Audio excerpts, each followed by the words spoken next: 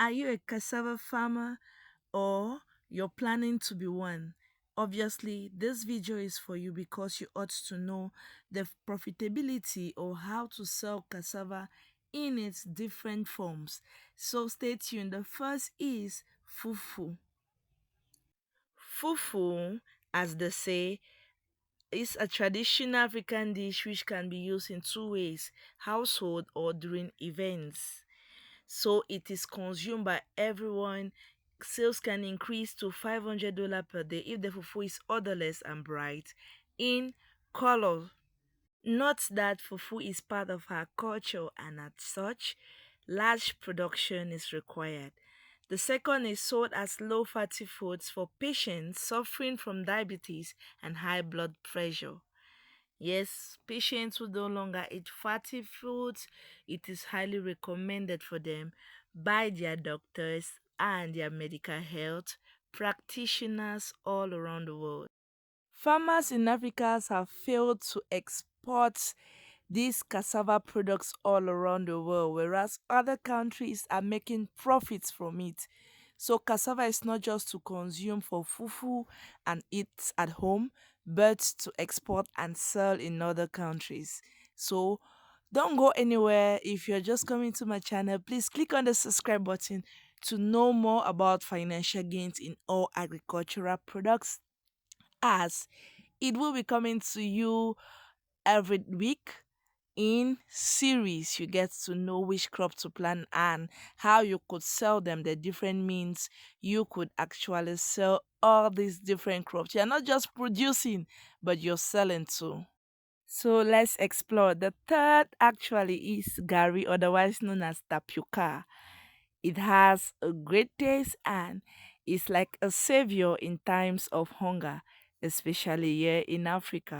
A bucket of 15 liters of gari costs $30. So imagine you producing tons and hundreds of kilograms and how much you'll be able to make from it. The fourth is textile industry, selling cassava in the form of starch, moving the water and selling it as starch. The fifth is producers of bread. Have you eaten cassava bread? Yes, highly nutritional. The sixth is cassava chips. Yes, this is one that we have heard of: plantain chips and other forms containing ethanol, glucose, flour, livestock feed, adhesive, and much more. The seven is animal feed. Yes, do you know that they could make actually animal feeds just from cassava? Yes, people who are owners of poultry farms could use the peelings of cassava. It means after extracting the cassava, either you're making starch, making gari, making flour, know that is used by poultry owners to minimize cost. So just imagine the peelings. The peelings, after you have used everything, you still use the same peelings to be able to feed your poultry. So it is quite good. Production of starch for textile industries. Yes. Note that starch is mainly gotten from the water coming out from the cassava.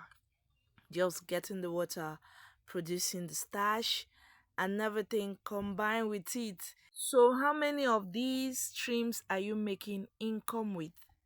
How many among these? The tenth is cassava chips. Yes, highly nutritional. Just as we have plantain chips, we have potato chips. Cassava chips is highly nutritional. Why? It can be eaten by both patients and those who are not patients.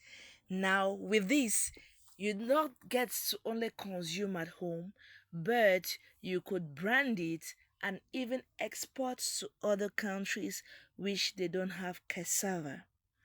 You could brandish it and even place in supermarkets, having a brand name and a market share.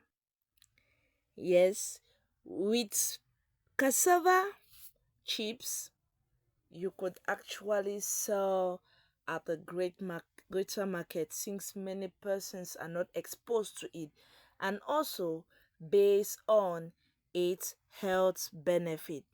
So I'll leave you with this. Which actually among these 10 means of income in cassava farming are you practicing? You should be able to earn from your cassava farm at least 4 different sources of income coming from it. So it's like a side hustle with a main hustle of its own. So which one are you good at?